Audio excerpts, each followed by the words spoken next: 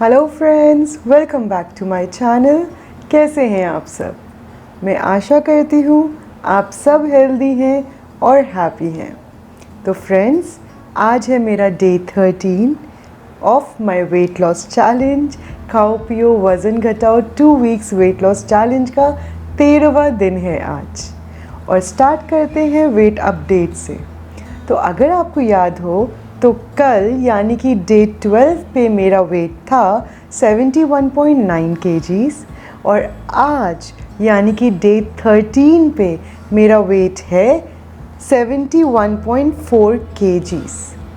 तो I have lost 500 grams in 1 day. और अभी तक डे 1 से लेके डे 13 तक मैंने 3.5 kgs वेट लूज़ कर लिया है। तो कल आखिरी दिन है इस वेट लॉस चैलेंज का and most probably I have to try कि मेरा 500 ग्राम वेट और लूज़ हो जाए। और नहीं भी होता है दोस्तों तो मुझे कोई फ़िक्र नहीं है, क्योंकि 2 हफ्तों में अगर मैं 3.5 किलो वेट भी लूज़ कर सकती हूँ वर्स्ट से वर्स्ट सिनेरियो में, तो पूरे महीने में मैं आराम से 7 किलो वेट लूज़ कर लूँगी, जो कि मेरे ख्याल से अच्छी स्पीड है। 7 नहीं तो 6 भी करूँ तो अच्छी स्पीड है, क्योंकि मैं अभी तक मेंटली प्रिपेयर्ड थी कि महीने में 4 किलो से ज़्यादा वेट लूज़ नहीं हो सकता, और 4 किलो तो मैंने यहाँ 2 हफ्तों में ही कर लिया। तो बहुत ही अच्छा लग रहा है और बहुत ही अच्छी डाइट है। और सच कहूँ तो मैं आज तक किसी डाइट के साथ इतना लंबा नहीं टिक पाई हूँ। लंबा टाइम नहीं होता है 2 हफ्ते, पर मेरे लिए 2 हफ्ते भी टिक पाना बहुत मुश्किल होता था। और ये आप सबका मोटिवेशन ही है जो ये मैं कर पा रही हूँ। आप लोग जो इतना प्यार मुझे कमेंट सेक्शन में देते हैं, ये सब उसी का रिज़ल्ट है। तो थैंक यू दोस्तों, थैंक यू सो मच तहे दिल से। और आज मैं आप लोगों को एक दिल की बात कहना चाहती हूँ, अपनी एक बहुत ही पर्सनल बात शेयर करना चाहती हूँ। देखिए, जब मैं डाइट करना चाहती थी तो मेरा पर्पस वेट लॉस तो था ही, साथ में हेल्दी होना भी था। अब हेल्दी होने में एक पर्टिकुलर प्रॉब्लम थी, मेरी हेल्थ प्रॉब्लम, जिसे मैं जड़ से ख़त्म करना चाहती थी। और मेन पर्पस मेरा ये डाइट स्टार्ट करने का वही थी। क्या है वो प्रॉब्लम? वो है PCOD या PCOS, जिसका कि फुल फॉर्म होता है पॉलीसिस्टिक ओवेरियन डिसऑर्डर या पॉलीसिस्टिक ओवेरियन सिंड्रोम। ये एक लाइफस्टाइल डिजीज़ या लाइफस्टाइल प्रॉब्लम है जो कि फीमेल्स में हार्मोन्स के इम्बैलेंस की वजह से हो जाती है। और आज की डेट में इंडिया में हर 5 में से 1 फीमेल को ये प्रॉब्लम है। तो ये प्रॉब्लम बहुत वाइड स्प्रेड है एंड इसकी वजह से और भी काफ़ी प्रॉब्लम्स होती हैं। PCOD में क्या होता है कि हमारा जो मंथली साइकिल है, हमारा जो पीरियड्स या मेंस्ट्रुअल साइकिल है, वो बहुत इरेगुलर हो जाता है। जो ये 28 डेज़ का मेंस्ट्रुअल साइकिल का वो होता है एक्चुअल पीरियड, वो हमारे लिए एक सपना ही रह जाता है। ऐसा बहुत ही रेयर हुआ होगा कि पीरियड्स एक PCOD वाले को 28 डेज़ में एग्जैक्ट आ जाते हैं। कभी तो हमें 20 दिन में आते हैं और कभी तो हमें 90 दिनों तक भी नहीं आते पीरियड्स। ये हाल होता है। एंड कभी अगर आ जाते 28 डेज़ या 30 डेज़ में तो हमें चमत्कार सा ही लगता है। तो ये हाल हो जाता है। एंड इरेगुलर पीरियड्स के साथ साथ जो हमारी ब्लीडिंग होती है वो भी काफ़ी विद अनपैटर्न्ड होती है, या तो कभी स्पॉटिंग होती है या फिर बहुत ज़्यादा हैवी ब्लीडिंग होती है कई दिनों तक। तो एक तरह से हमारे जो हार्मोन्स हैं वो कंफ्यूज्ड रहते हैं, तो PCOD होता है। PCOD का एक और प्रॉब्लम होता है, फेस के ऊपर हेयर ग्रोथ आ जाता है। अपर लिप्स पोर्शन में, चिन में, साइड लॉक्स में बहुत ज़्यादा हेयर ग्रोथ और बहुत हार्ड हेयर आ जाते हैं। एक फ़ीमेल के लिए ये एक नाइटमेयर सा हो जाता है। मैंने ये पर्सनली एक्सपीरियंस किया है एंड बहुत पेनफुल हो जाता है। कॉन्फिडेंस इतना गिर जाता है, अपने आप को ऐसा सा महसूस होने लगता है कि मैं खूबसूरत नहीं हूँ। लेकिन ऐसा नहीं है दोस्तों, एक हार्मोनल प्रॉब्लम है, एक बायोलॉजिकल इशू है, तो ये नहीं सोचना चाहिए। लेकिन ये सोच अपने आप आने लग जाती है, क्योंकि देखिए कि एक हार्मोन्स की जो प्रॉब्लम है ये अंदर से आपको इरिटेशन भी बहुत देती है, मूड स्विंग्स भी बहुत देती है, आपको थकान बहुत रहने लगती है, स्टैमिना कम हो जाता है, बॉडी पेन्स बहुत होते हैं, एंड हेयर ग्रोथ जैसे मैंने आपको बताया फेस पे आ जाता है।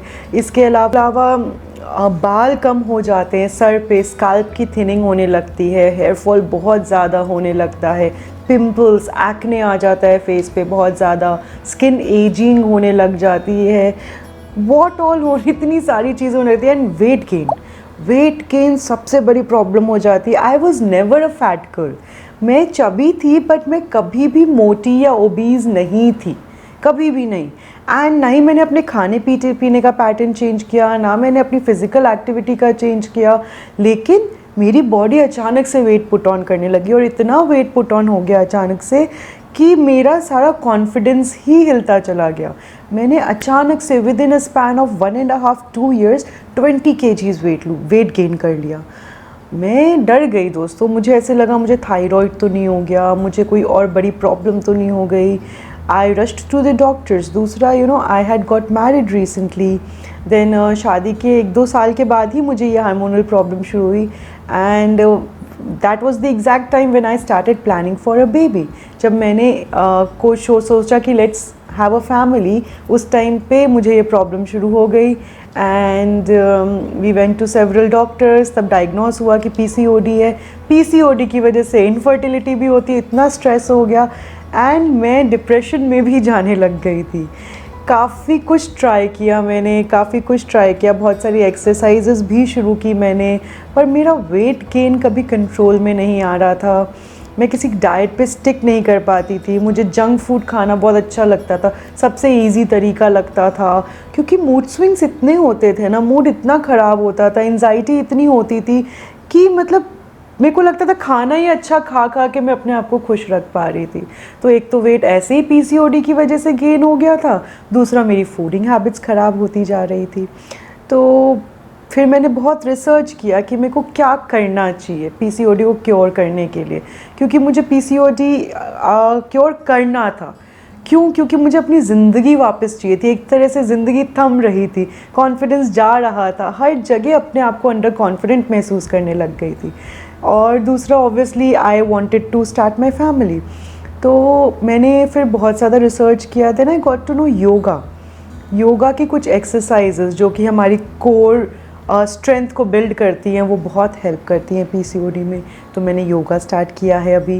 दूसरा एक न्यूट्रिशियस डाइट, एक हेल्दी डाइट जिसमें कि आप बहुत वेजिटेबल्स लेते हैं, रॉ फ्रूट्स एंड वेजिटेबल्स लेते हैं, फर्मेंटेड डेयरी प्रोडक्ट्स लेते हैं जैसे कि पनीर, दही या फिर स्प्राउट्स वगैरह लेते हैं, तो इससे पीसीओडी में बहुत हेल्प होता है। एंड फिर उसके अलावा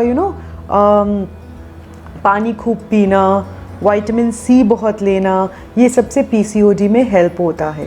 तो मैंने अपनी डाइटिशियन से भी जब डिस्कस किया पीसीओडी के बारे में, तो उन्होंने एक बहुत ब्यूटीफुल डाइट मुझे बना के दी, जिसमें कि उन्होंने वीट कम किया, प्रोटीन ज़्यादा किया, वेजिटेबल्स का इंटेक ज़्यादा किया, एंड मैं खुशी खुशी इस डाइट को करके वेट लूज़ कर पा रही हूँ।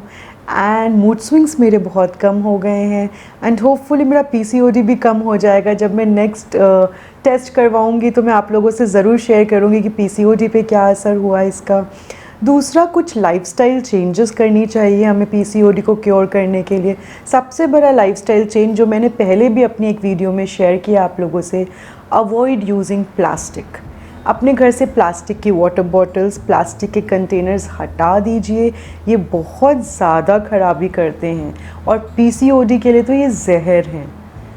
तो don't use plastic is not at all good, replace it with glass. और अगर आपको लगता है ग्लास ऐसी चीज़ है जो टूट सकती है, जिसको बहुत मेंटेनेंस करना पड़ता है, तो फिर ओल्ड स्कूल हो जाइए। ओल्ड स्कूल मतलब जैसे हमारी दादी नानियाँ करती थी ना, हमारे घर में सब स्टील के बर्तन होते थे, स्टील के डब्बे, स्टील के tiffin box, switch to that, क्योंकि वो हेल्दियर ऑप्शन है। दूसरा, जो आप कुकवेयर यूज़ करते हैं, कुकवेयर यानी कि जिसमें आप खाना पकाते हैं, उसमें नॉन स्टिक मत यूज़ कीजिए, that is very harmful. Non stick की जब कोटिंग अगर हल्की सी भी उतर जाती है, हमारे फूड में आती है, वो बहुत ख़राबी करती है।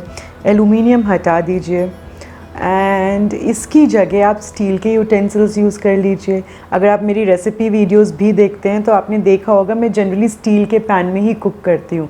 स्टील ले लीजिए, आप आयरन यूज़ कर लीजिए, आजकल तो मिट्टी के, क्ले के इतने अच्छे बर्तन आते हैं, आप वो यूज़ कर लीजिए, ब्रास यूज़ कर लीजिए, लेकिन एलुमिनियम हटा दीजिए और नॉन स्टिक हटा दीजिए। ये भी बहुत बड़े हज़ार्ड्स होते हैं पीसीओडी में। बाकी मेरी कोशिश जारी है कि मैं इसे ठीक करूं।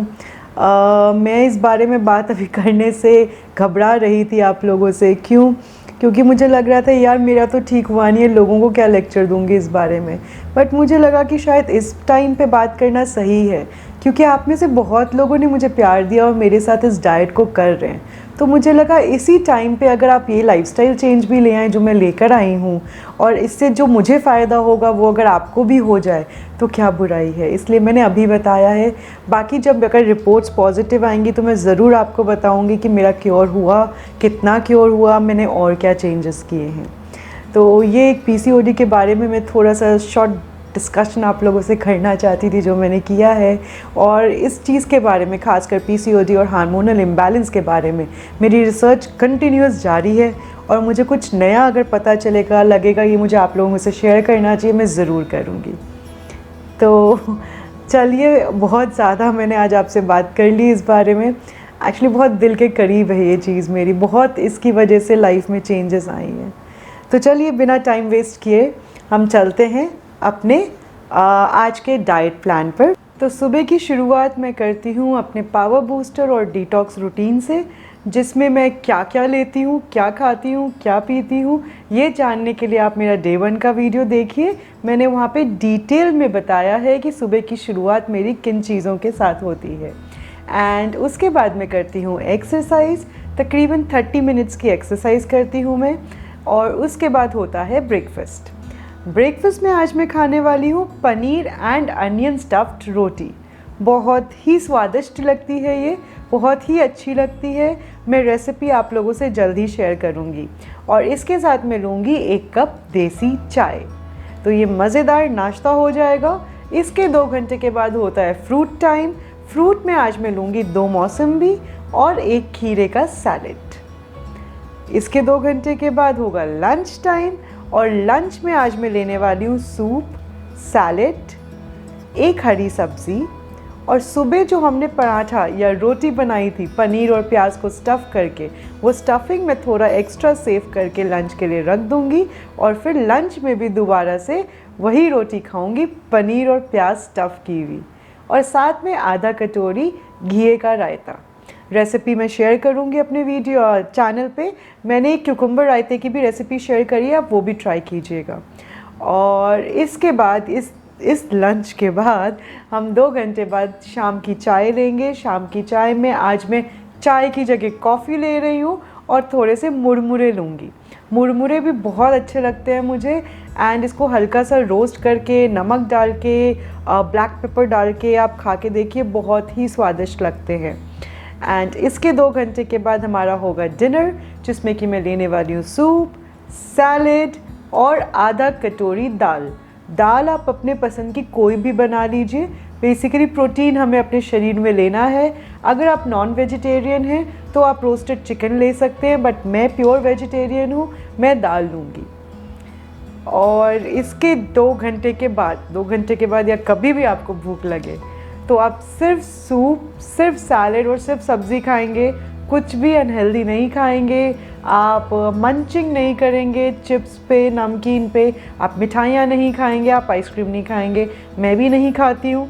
वेट लूज़ हो रहा है, हेल्दी बन रही हूँ, तो अगर आपको भी वेट लूज़ करना है तो थोड़ा सा अपने में डिसिप्लिन लाना पड़ेगा, ठीक है।